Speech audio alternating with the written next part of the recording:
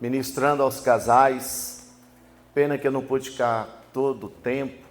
Depois de 10 horas em pé e ministrando, estava bastante cansado, então só ministrei e fui embora. Mas quero parabenizar o Ministério de Casais. Parabéns, meus queridos. Digno de honra, e quem não foi realmente perdeu. Estava muito bom, a comida é excelente. Vocês são muito receptivos, vocês são muito carinhosos. Coisas que a gente quase não encontra mais, tá? Sem falar desse pastorzão, 360 volts. Ele fala que queria ser como eu, que queria ter esse vigor, né? E é muito bom estar com vocês. Eu vim com a minha esposa, Rosângela, com um casal que está nos acompanhando, são líderes também da igreja. E chega um certo momento que a gente não anda mais só. A gente anda com motorista particular. Aí quando chega certos horários, fala assim, me ajuda aí, dirige aí, né? Mas a gente também aproveita um pouco deles. Mas que bom estar com vocês, queridos, muito bom. Muito obrigado pela honra, pastor Alex, pastor Deon. Ele é tudo, esse camarada é tudo que você falou. Puxa vida. Não olha não, já era. Que bom, que Deus honre vocês cada vez mais. Queridos, eu quero ministrar sobre família. Ministrar sobre família cria um aspecto, e a gente, todos nós, quando falamos de família, nós acendemos, né, um monte de luzinhas pensando o que vai vir de novo sobre família.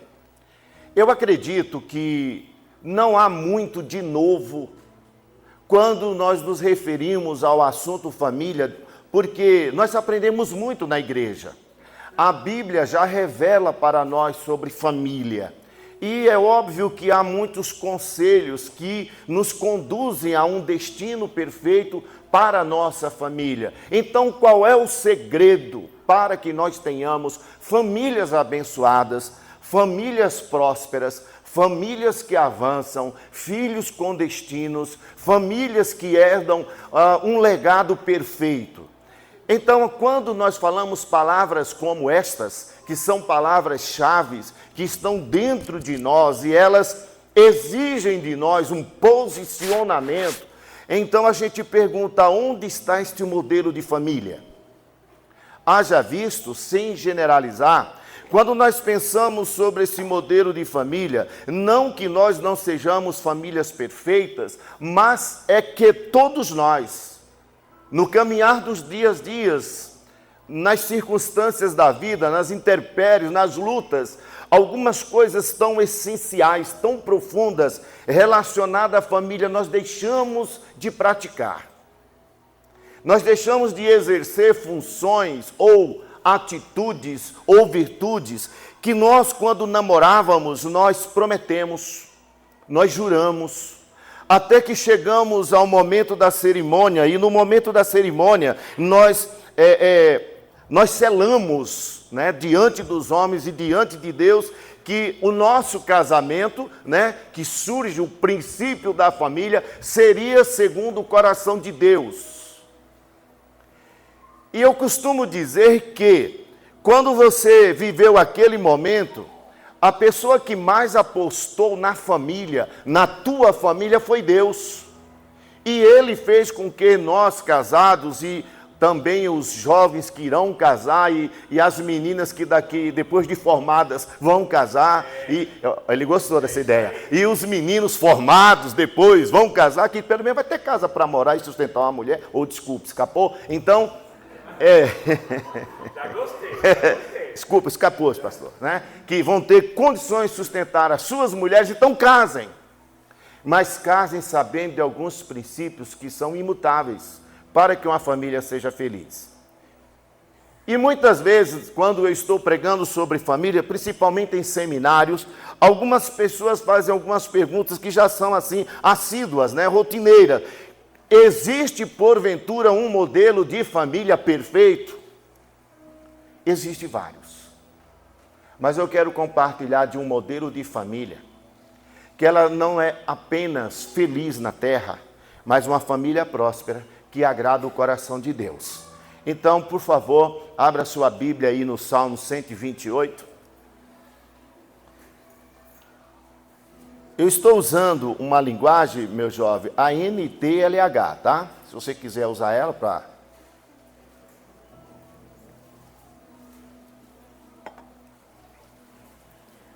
Salmo 128. Esses meninos são ligeiros. Salmo 128. E nós vamos ler esses textos a partir do versículo 1. São apenas 6 textos. Eu quero pensar com você nesse modelo de família, nesse padrão de família que eu e você desejamos tanto. E já vou te dar a palavra-chave final. É possível sim. Salmo 128 diz assim: feliz aquele que teme a Deus, o Senhor, e vive de acordo com a sua vontade. Algumas traduções dizem: bem-aventurado o homem que teme ao Senhor e anda nos seus caminhos. Se for assim, ganhará o suficiente para viver, será feliz e tudo dará certo para você. A outra tradução diz assim: então comerás da obra da tua mão e será feliz. Versículo 3. Em casa, a sua mulher será como uma parreira que dá muita uva, e em volta da mesa, os seus filhos serão como oliveiras novas. Ou seja, a tua mulher será frutífera como uma videira no interior da tua casa, e os teus filhos como rebentos de oliveira sentado à mesa. Versículo 4 diz: quem teme ao Senhor, certamente será assim abençoado. Ou seja, afirmo para vocês que se andarem segundo o que está aqui projetado, vocês serão felizes, vocês vão ter uma família abençoada. E aí no versículo 5, que vai ser o segundo estágio da minha mensagem, ele diz assim, ó: que do monte Sião o Senhor o abençoe, que em todos os dias da sua vida você veja o progresso de Jerusalém, ou a prosperidade de Jerusalém todos os dias da sua vida. Ou seja, a tua família tem direito a uma prosperidade jamais vivida, porque a prosperidade que Deus tem para a nossa vida não é uma vez por ano, não é uma vez por mês, é todos os dias da nossa vida. Nós vamos entender isso depois. E no versículo 6, então, vem uma promessa extraordinária, fantástica, não sei que adjetivo usaria para o versículo 6, porque o versículo 6 é uma promessa que eu, por exemplo, já estou prestes a alcançar. A primeira geração eu já alcancei, estou indo para a minha segunda geração. Então ele diz assim, ó: e que você viva para ver os seus netos. Essa geração eu já vi. Tenho 5. Agora, olha, a Bíblia quer que eu veja todas as minhas gerações. Deus quer que eu veja que a paz esteja com o povo de Israel, ou seja, que essa paz vai transcender todas as minhas gerações. Então vamos analisar por que esse modelo, por que essa forma de família que esse salmo aqui usa como analogia, por que Deus usa dessa maneira, e eu quero trazer esses textos para nós. Vamos pensar no primeiro versículo. A primeira imagem que nós temos no versículo é: feliz é o homem que teme ao Senhor e anda nos seus caminhos. Ou seja, o homem que anda de acordo com a sua vontade. Isso aqui implica naquele homem, cabeça, inteligente, prudente, que pensa, que teme a Deus, anda nos seus caminhos. É um homem que é referência para a sua casa, referência para a sua esposa, referência para seus filhos. É o homem verdadeiramente chamado homem de Deus. É aquele homem que Mateus no capítulo 5, capítulo 7, versículo 24, diz que é o homem prudente. Aquele homem que com toda a sabedoria construiu a sua casa sobre a rocha, e vieram as tempestades, vieram os ventos fortes, vieram as enxurradas e não a derrubaram. Quando você olha para essa imagem que vem ao meu coração nesse primeiro texto, é que Deus hoje está procurando homens que façam da sua família a maior referência que precisa para os dias, para o mundo de hoje. Nunca houve um tempo, igreja, em que o mundo grite, que o mundo gritasse tanto para que surjam famílias que sejam referências para o mundo. Eu vou abrir uma polêmica. Às vezes nós questionamos por que os filhos de hoje são assim, por que os filhos hoje não têm identidade, por que muitos dos nossos filhos não sabem se são menina, menino, por que nossos filhos não pensam no futuro, por que os nossos filhos não pensam em algo importante, por que eles não pensam como eu penso, é porque está faltando pais de referência. Homens que vivam a verdadeira paternidade de Cristo sobre a vida da sua família. E o mundo sabe disso. Há um movimento contrário à família no mundo, mas as igrejas de Deus estão se levantando para resgatar o valor da família. Mas não tem como Deus resgatar uma família se Deus não resgatar o cabeça, aquele que pensa, aquele que é referência de Deus, que é o homem. É óbvio que já falarei das mulheres, mas o homem, se tem uma referência de Deus na nossa casa, é o homem. Você nunca exija que Deus esteja na nossa casa, se eu como homem, como pai, como marido, não mostrar Deus para a minha família. Eu sou o maior representante de Deus. Quando os filhos vêm à igreja e ouvem falar de Jesus, quando os filhos vêm à igreja, a minha esposa vem na igreja e ouve falar desse Deus tão maravilhoso que nós acabamos de adorar, eu fiquei emocionado de ver. Fazia tempo que eu não vi um louvor tão gostoso, meu irmão. Você não quer ir para Pereira, não, né? Não, ele falou que não. Então, fazia tempo que eu não sentia tão gostoso, essa coisa gostosa de adoração. Aí a mulher e os filhos chegam em casa, eles precisam de continuidade. O marido precisa dessa continuidade. A esposa precisa dessa continuidade da presença de Deus. E Deus não vai entrar na sua casa se você não permitir. Não adianta você falar: Deus, mude minha casa, Deus, mude o meu casamento. Deus fala: primeiro eu preciso mudar a tua cabeça, eu preciso mudar a tua maneira de ser e pensar. Quando você olhar para mim, temer e andar no meu caminho, eu estarei com você em qualquer lugar que você pisar. Essa é a imagem.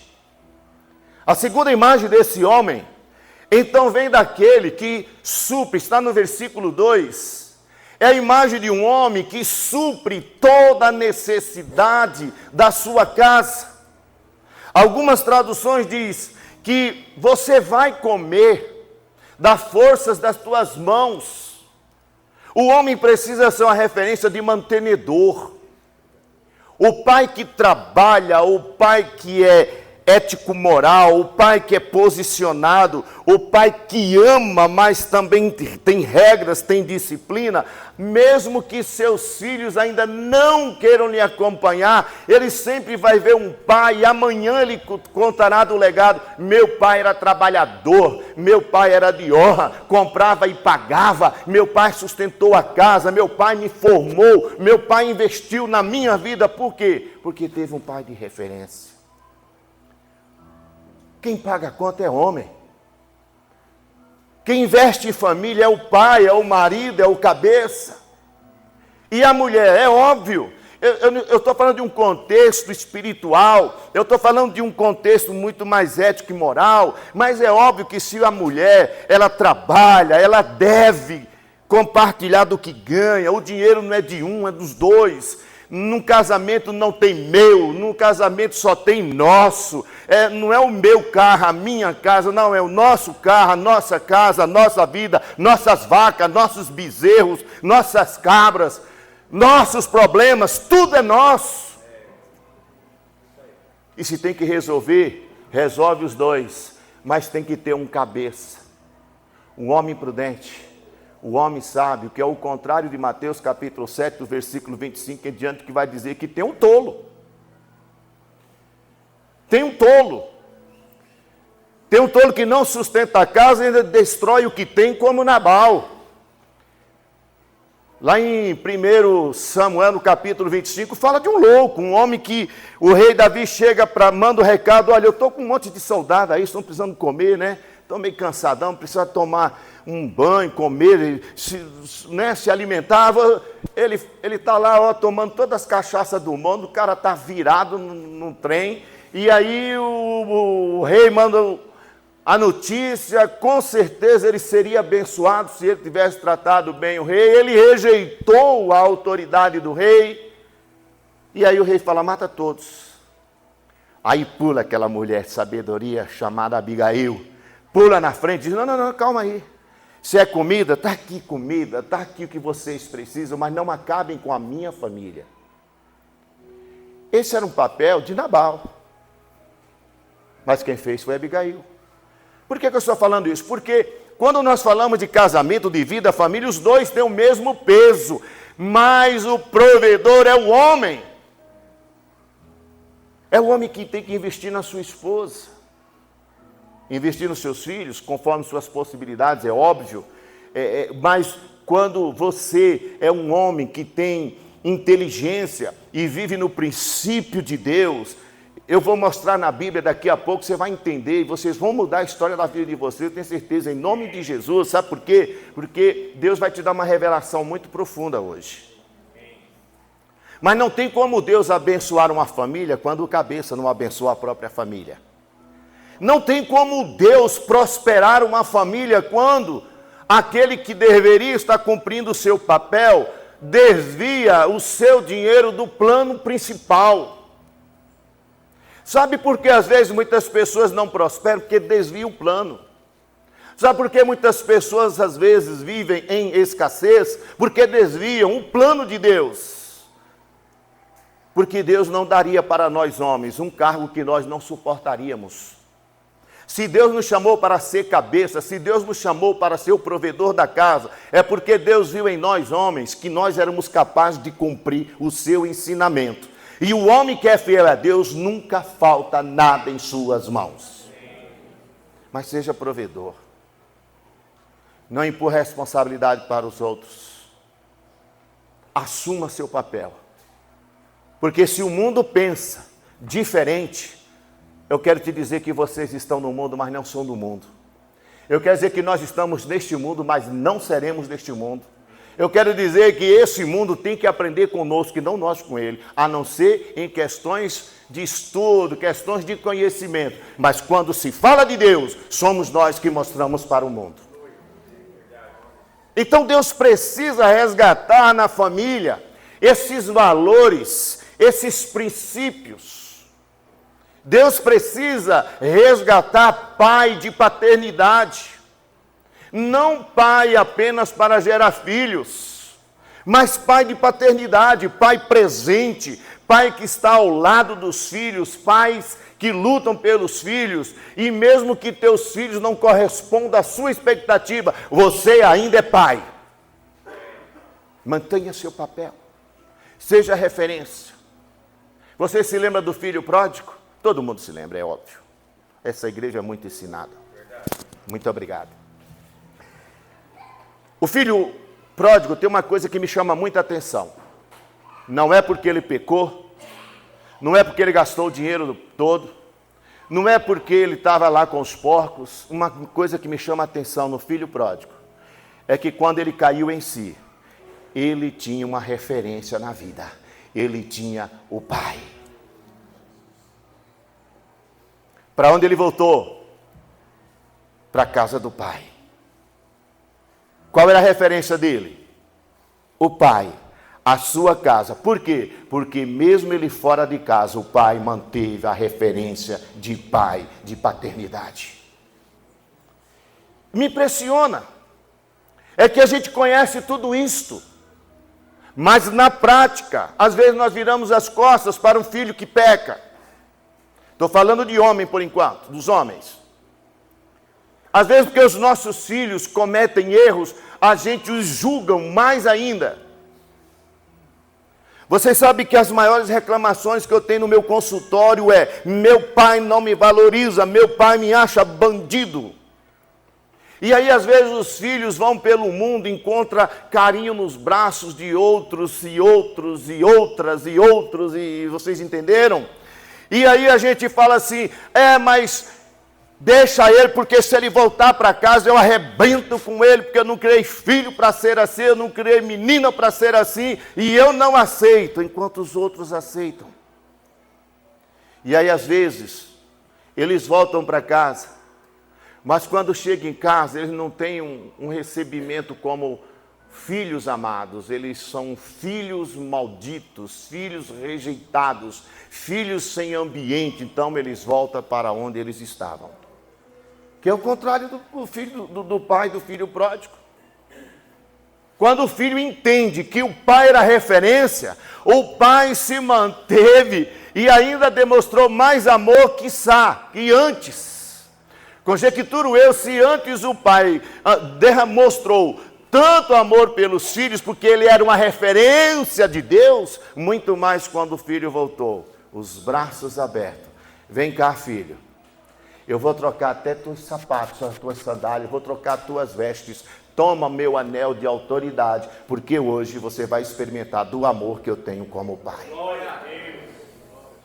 A terceira imagem que me vem ao coração, então a segunda imagem, profunda e perfeita, está no versículo 3.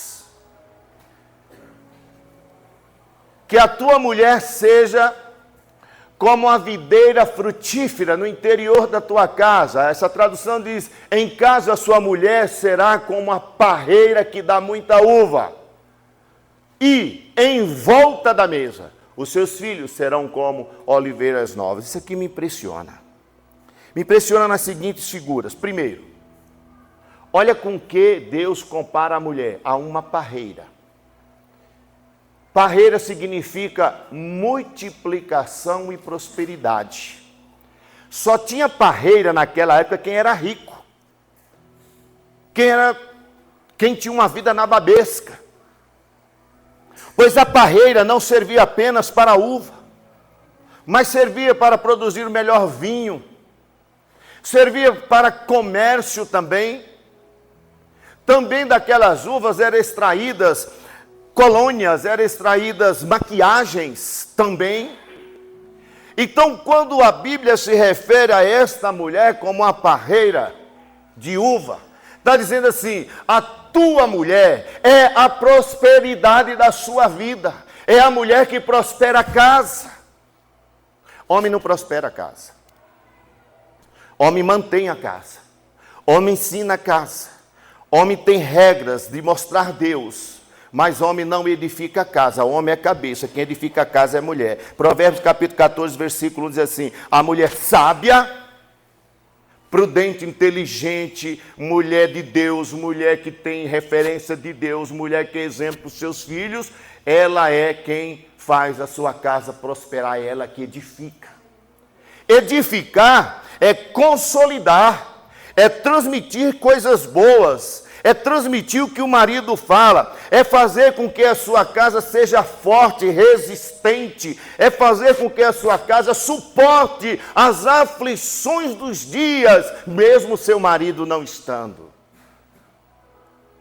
Não tem ninguém no mundo que possa ser tão multiplicadora quanto a mulher. Eu sempre uso uma ilustração verídica, mas já repeti isso tantas vezes, se eu contei para vocês, eu vou contar outra vez, que eu não tenho preguiça. Quando eu falo de mulher tem a mão multiplicadora, eu sempre lembro da minha avó. Eu fui criado pela minha avó, eu perdi minha mãe com 2 anos de idade. E eu morava no Nordeste. Eu nunca vi uma pessoa que tinha uma mão tão extraordinária para multiplicar as coisas. Eu, por exemplo, para dizer que eu vou fritar ovo. Para eu entender, aqui ó, nessa cacholeta minha, para eu entender que eu vou comer ovo, eu tenho que fritar pelo menos 5, 6, que é para eu ver um volume. Aí eu acho que eu fritei ovo. A minha avó, ela pegava um ovo, colocava no prato, pegava o seu o seu batedor automático, o garfo, e pegava no prato. Alguém lembra disso? Cadê? Ah, então a gente veio igual eu. Parabéns. E ela pegava aquele garfinho e ficava tique, ia vir aquele espumeiro, e virava uma espuma violenta. Ah, a senhora também é do meu tempo. Muito bem, graças a Deus, ela sabe disso. E virava aquele espumeiro, e ela pegava aquele ovo já todo espumado, colocava numa vasilha. Meus irmãos, acreditem. O lá sobre de ontem, que ainda vai para amanhã, o que estava da semana passada, e carne seca, e farinha, e não sei o que mais, e cebola, e folha de cebola, e ela ia mexendo. Meus queridos, ela fritava uma pizza de ovo desse tamanho. E nós comíamos em 5, e enchia o bucho. O que eu vou fazer com o ovo? Eu nem frito, porque o ovo não dá nem para o lado esquerdo. Quem fazia isso? A minha avó.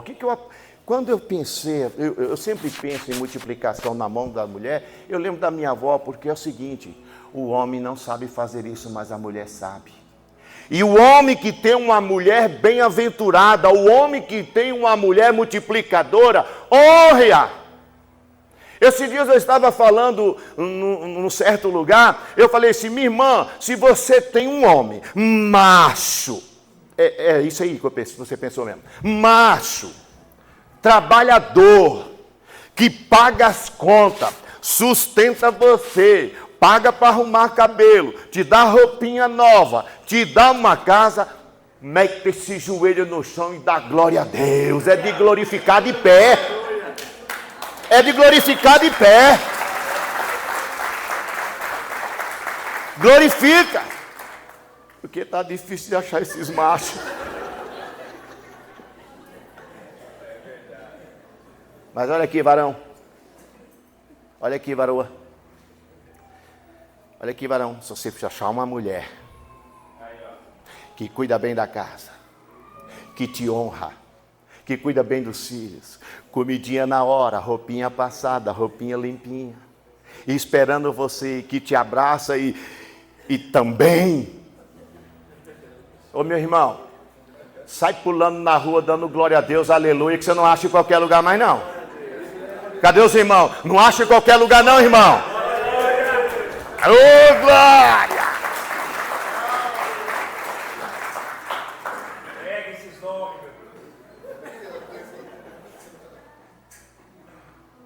Porque Deus não errou te dar a tua esposa e o teu marido. Está faltando esse homem sábio, está faltando essa mulher sábia dentro de casa. E agora preste bem atenção como que a mulher edifica a casa, é só você olhar a parte B desse texto, que diz assim, os teus filhos estarão como planta de oliveira, ou como azeite à volta da tua mesa. Isso aqui é lindo demais. Você sabe a figura que eu tenho dessa parte B? A mulher é quem gera a unidade da sua casa.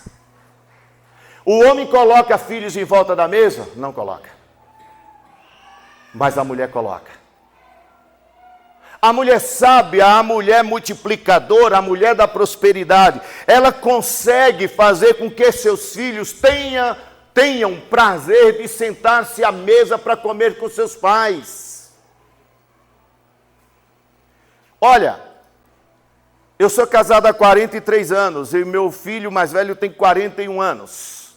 Nós temos 3 filhos, todos casados. E é interessante porque se eles dependerem de mim para chamar eles, para ficar em volta da mesa, a não ser num churrasco, eu não chamo em momento algum para sentar à mesa porque eu não sei fazer nada. Mas a dona Rosa ali, todo dia ela faz um café. Ela faz, não estou convidando vocês na minha casa não, por favor. Eu sei que tem um monte de gente que fala assim, depois eu vou na sua casa. Vai não. Ela faz um bolo de cenoura, cobertura de chocolate.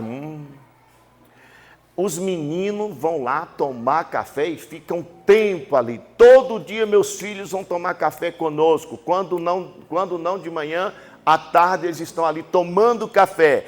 E a gente senta para tomar café, a gente senta para conversar sobre os problemas, senta para conversar sobre assuntos também interessantes, sobre saúde, sobre finança, porque os nossos filhos amam estar conosco.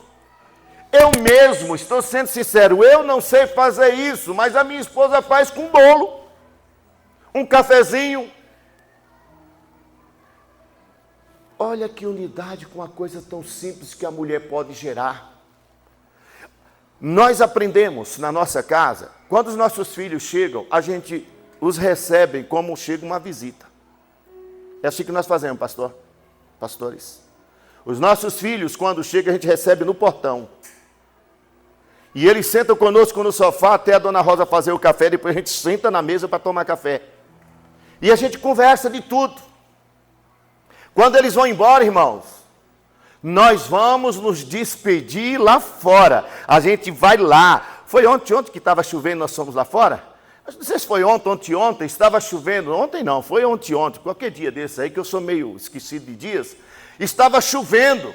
E nós fomos lá fora despedir dos nossos filhos, aliás, do filho mais velho. Por quê? Porque se eu não honro meus filhos, eu não honro voltar na minha casa.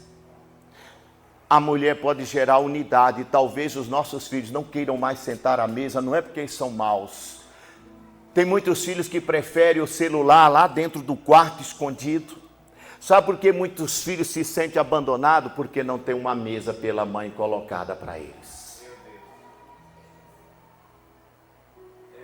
Às vezes é a internet, é amigo, é isso, é aquilo outro que toma o espaço dos filhos. Nunca houve uma geração, e assustem, não estou falando isso, ameaça, é a realidade. Eu faço parte do Conselho Psicanalista do Brasil, e nós temos informações semanais, e nós temos sempre uma live explicando a situação emocional das pessoas nesses últimos dias. Entra um monte de pessoas a discutir e falar do que está acontecendo. E, infelizmente, a notícia que nós temos, as pesquisas que temos, é que até o ano 2010, está aqui, ó, pertinho, faltam 6 anos, nós vamos ter 30,2% dos adolescentes medíocres problemáticos. 2030, desculpe. Muito obrigado, meu assistente de data. Até 2030, nós vamos ter adolescentes sem referência de paternidade, sem referência de Deus, principalmente porque os pais não mostram, não evangelizam, porque vocês perceberam que é mais fácil evangelizar os estranhos que os nossos filhos? Você já viu que é mais fácil falar de Jesus para os outros que para a esposa e para o marido? Então, como nossos filhos conhecerão a Deus se nós não pregamos para ele? Leva ele para a escola bíblica dominical. Maravilhoso. Eu acabei de ouvir algo aqui que dá inveja gospel. É maravilhoso, pastor. Continua mesmo, faz isso, vale a pena. Eu estive recentemente num país aí tem 2 escolas, tem 3 igrejas numa igreja. Uma é de adolescente, outras de menores e a outra pequenininha, todas elas com culto simultaneamente. Se eu não me engano, a Cabana também é assim. A Cabana também tem. Nós tivemos lá, né? Simultaneamente. Agora os filhos recebem. Olha para minha irmã, olha para minha mãe, olha para mim, pai. Eles recebem, aleluia! Estão de joelhos ali atrás. Eu fui lá ver. Eu falei para minha esposa, vai lá ver o que está acontecendo ali no fundo. Aí foram elas duas olhar o que estava acontecendo ali no fundo. Agora deixa eu falar, olha para mim. Não fala para ninguém. O culto não acaba ali, não. Ali ele recebe. Os frutos do culto vai ser em casa com o pai e a mãe sentados em volta da mesa. E se os filhos chegarem em casa e não encontrar o ambiente que Deus falou para eles ali, qual vai ser a resposta? Eu te quebro, eu arranco a única orelha que você tem, você não é gente, você não sei o quê, você não aprendeu na igreja. Se eu fosse filho e falasse, eu aprendi na igreja, a senhora não aprendeu não? Mas se falar, ele apanha mais ainda. E ele é mal educado. Mas o meu filho é assim. Mãe, ensine também. Tenha regras, tenha disciplina, mas tenha mesa. Repete comigo. Os pais precisam ter regras, precisa ter disciplina, mas precisa ter mesa também. Mas meu filho só tem 3 anos, é agora que começa. Não deixa para ensinar velho não. A Bíblia diz, ensina teus filhos a andarem perfeitamente enquanto são pequenos, para depois de velho não se desviar. Ah, meu filho não aprende ainda. Aprende, filha. Aprende cedo. Depois não queira torcer o pescoço do seu filho, porque ele não ama a igreja, não quer vir à igreja, não entende igreja, não quer Jesus, é porque ele nunca viu em nós. A mãe precisa mostrar Jesus. Ela precisa trazer seus filhos à volta da mesa com palavras amáveis. Honrar os seus filhos, falar com respeito, tratar como gente. Eu nem vou entrar em alguns detalhes, ontem até falei um pouco disto.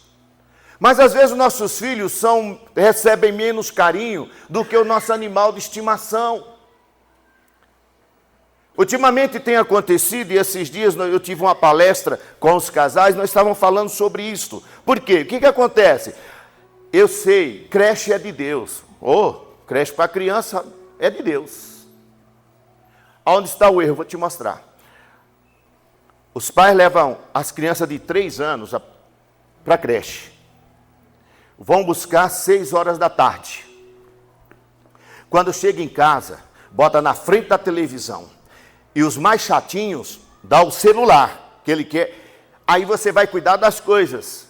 E ele vicia no celular. Você sabe que o vício do celular é pior do que o vício da cocaína. Então o filho vicia no celular. Daqui a pouco ele tem 5 anos, no mesmo ritual. Ele chega na igreja, no lugar de você botar ele no culto, para ele ficar quietinho do seu lado, você toma o celular. Aí vai para casa. Chega em casa e quer ficar com você? Não, ele vai para o quarto. Aí nós falamos assim, esses meninos, essa menina é viciada no celular. É verdade, ela já está vivendo consequência. Quem viciou eles? Celular não é pecado. Pecado é a maneira como nós agimos com nossos filhos. Porque nós devemos buscar ele lá na creche. E antes de comer ou fazer qualquer coisa, gaste tempo com ele. Porque quem não gasta tempo com seus filhos, não gasta com Deus. Quem não gasta tempo com seu marido, não gasta com Deus. Quem não gasta tempo com a sua mulher, não gasta tempo com Deus. E essa tem sido uma grande realidade. Tem sido uma grande realidade. Não adianta você julgar os seus filhos e querer jogá-los para fora. Ei, quem recupera filho são os pais. Nós levamos 19 anos para ver a nossa filha de volta na nossa casa. 19 anos. A história é para uma outra hora, para um outro momento, para um testemunho de pai. Mas minha esposa e eu, por uma falha minha, não foi de ninguém não. Você viu aquela história? Olha, o diabo entrou na minha casa. Não foi o diabo que entrou na minha casa não, o próprio diabo fui eu. Eu que rejeitei. E eu paguei um preço muito alto, 19 anos, minha filha longe de casa. Aí eu tive que mudar a minha mente. A minha esposa também mudou a mente. Nós fomos buscar sabedoria de pastores. Nós fomos buscar sabedoria de Deus. E levaram 19 anos para ela sentar na mesa e tomar café conosco todos os dias. Olha para mim que eu tenho um recado de Deus, não sei para quem. Teu filho não está perdido, só está esperando um pai que diga, eu te amo, vem para casa. Eu não sei quem é, não quero saber, nem me procure, isso é problema seu com Deus. Mas a única coisa que teu filho está precisando é que você abra a porta de novo e chame ele. E dá o abraço que ele nunca recebeu. Dá o beijo que teus filhos nunca receberam.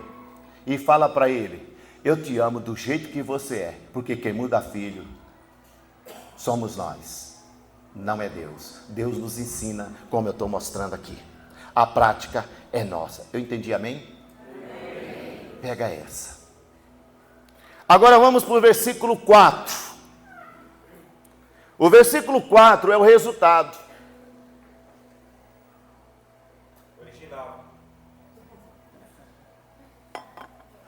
O versículo 4, olha o que diz, aqui tem 2 contextos, quem teme ao Senhor certamente será abençoado, em que plano? No plano espiritual. Ser abençoado é ser feliz, bem-aventurado, próspero, abençoado em tudo que faz. Pois se fizer assim, ó, quem teme ao Senhor, certamente, afirmo, é verdade, vai ser abençoado. Se eu for bom pai, boa mãe, se eu praticar tudo isso que eu acabei de falar, a minha família será abençoada. Amém ou não? Está dando para entender? Agora presta atenção numa coisa, eu vou para o segundo plano da minha mensagem e dos textos. Olha o versículo 5. O que significa esse texto? Qual é a figura desse texto? Prosperidade. É dinheiro sim. Riqueza, vida boa, progresso, sucesso, felicidade, abundância, vida nababesca. Que ser próspero não é do diabo não, irmão. Ter dinheiro é de Deus. Ser próspero é de Deus. Ter casa chique é de Deus. Ter carro importado é de Deus. Ter dinheiro guardado no banco, ou se é de Deus. O que não podemos é amar o dinheiro. O problema não está no dinheiro. O problema não está na riqueza. O problema está quando eu amo os bens materiais e o dinheiro. Aí eu peco. A Bíblia fala que a raiz de todos os males é amar o dinheiro. Mas prosperidade não, prosperidade vem de Deus. O senhor prova, está aí no texto. Está aí no texto. Agora, pastor, qual é a chave que o senhor ia falar para mim? É que Deus só prospera família quando ela anda na vontade de Deus.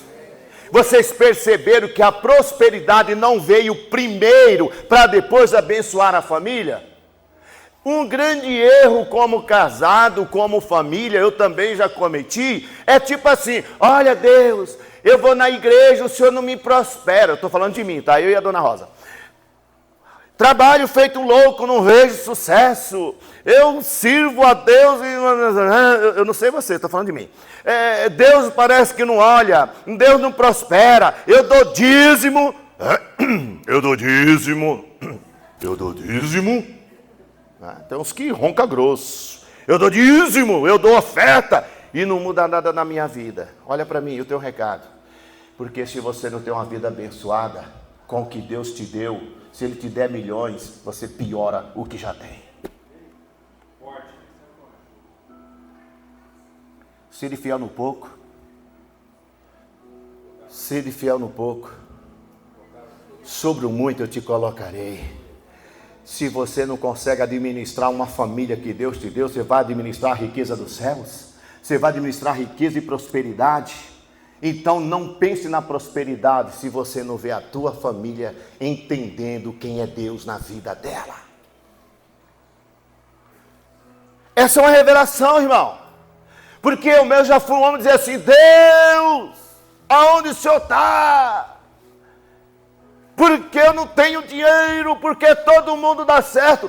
Olha, eu vou falar de mim, tá? Olha a família daquele desgramado, ateu, miserável, adora o diabo e fica rico. Eu sou crente, vou da tua igreja, eu oro, eu jejuo e nada muda. Ele fala, eu já te dei a pista que fazer.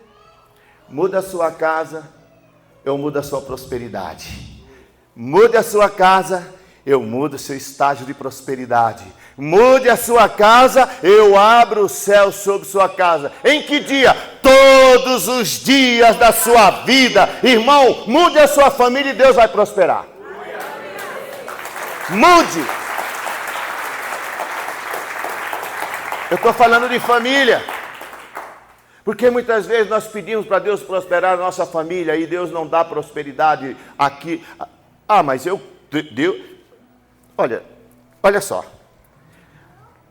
Tem muita gente que diz assim, eu vivo como Deus quer. Deus fala, eu não. Você vive assim porque você quer. Oh Deus, aonde está a prosperidade, Deus? Ele fala assim, nas suas mãos. Onde está a prosperidade, Deus? Correndo atrás de você. Eu tenho prova bíblica, o pastor aí sabe. Deuteronômio capítulo 28, diz que as bênçãos, o que ela faz? Ela nos segue. Aonde está a ferramenta da prosperidade? Olha para essa mãozinha linda. Olha para a tua mão aí, pega, olha aí para sua mão, irmã. Olha, irmã, mas eu estou falando que você é multiplicador. Olha aí para sua irmã, para suas mãos. Olha para a mãozinha assim, olha para a mãozinha. Isso, pastor. Ô, irmão, olha para essa mãozinha sua aí. Tira a mão do bolso, olha para ela. Está aqui a outra. Ih, esse cabo é esperto. Ó.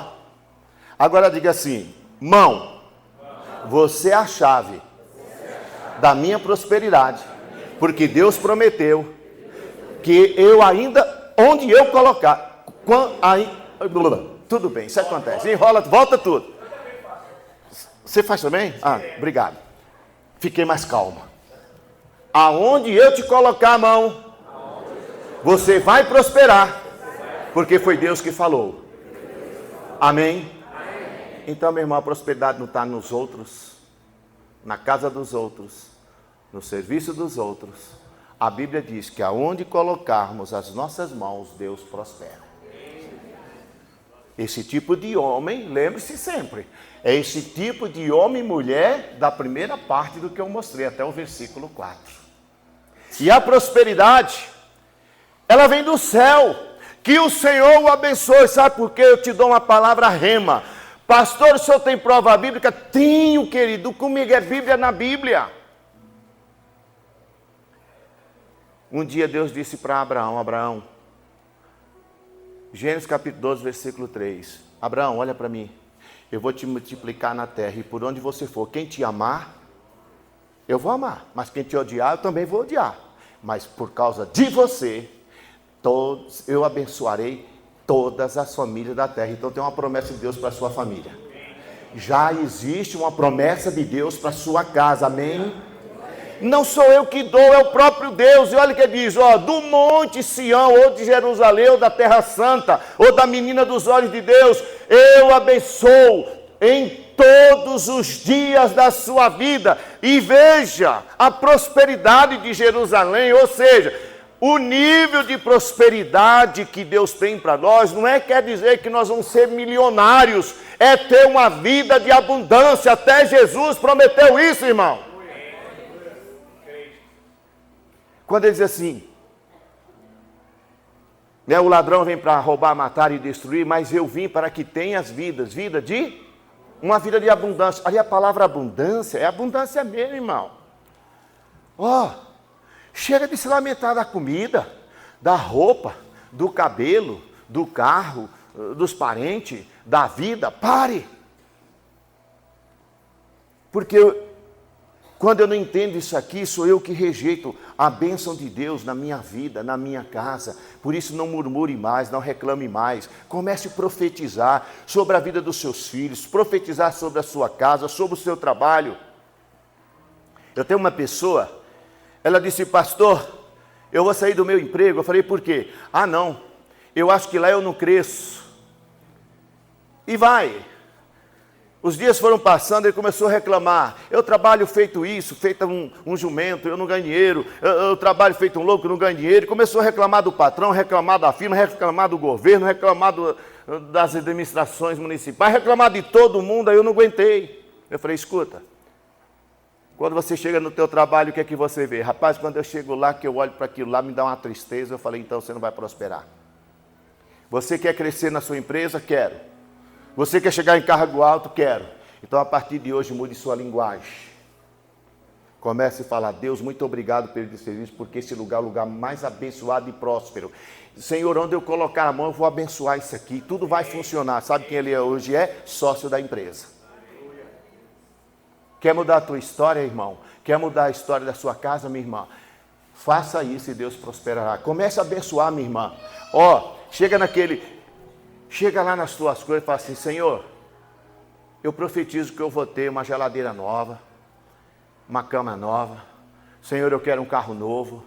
Senhor, abençoa meus filhos. Meus filhos vão cursar a melhor faculdade do Brasil. Senhor, os meus filhos vão ser funcionários de alto escalão. Senhor Deus, o meu marido vai ser muito abençoado. O meu marido vai prosperar. Senhor, eu vou prosperar, querido. Deus ouve oração de quem é justo e está no seu caminho. Deu para entender quando vem a prosperidade? Então diga assim: eu vou ser próspero. A minha família vai ser próspera, porque eu vou mudar a minha família. Agora foi mais devagar. Na hora do próspero, todo mundo foi rápido. Falaram forte: eu vou ser próspero. Eu vou repetir. Obrigado. Eu sou obediente. Diga comigo: Deus, eu vou ser próspero. Eu vou ser abençoado, porque eu vou mudar a minha família. Oh, glória. Entendeu? Tem que estigar de novo, acordar. Versículo 6. Agora aqui, olha só. Quando eu olhei esse texto, Deus falou muito comigo. E que você viva para ver os seus netos, ou os filhos dos seus filhos, como diz a tradução mais antiga. E que você viva para ver os seus netos. Querido, dá uma olhada. É só eu alinhar a minha família. Deus vai prosperar e vai me dar as gerações de promessa sobre a terra.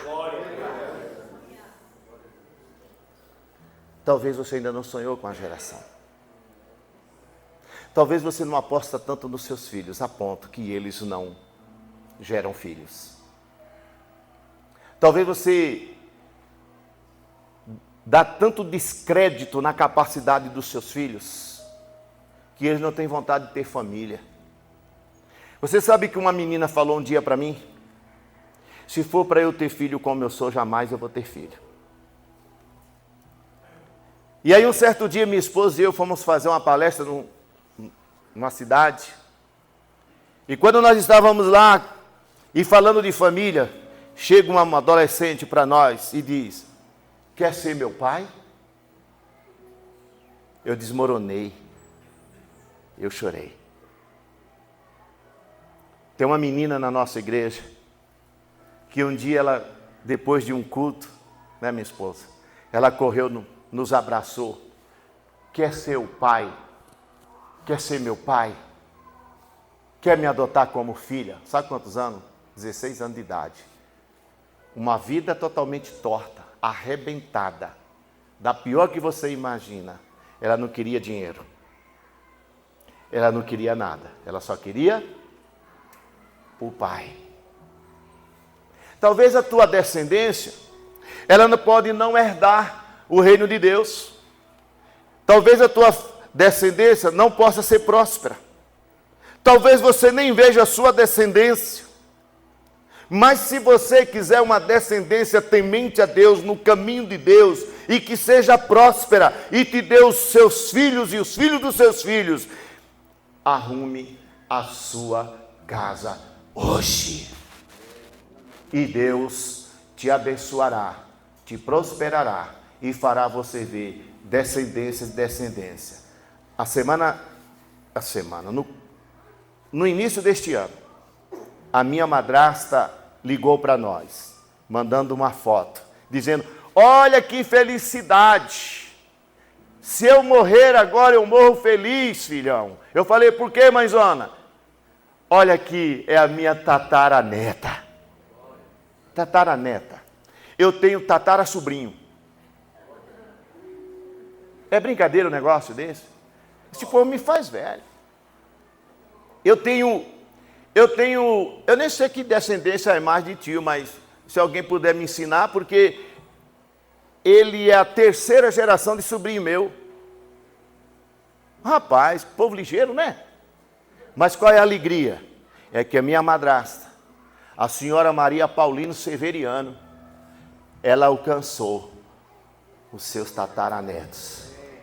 É isso que Deus tem para cada um da nossa família, se nós vivermos a vontade de Deus. Amém? Vamos ficar de pé?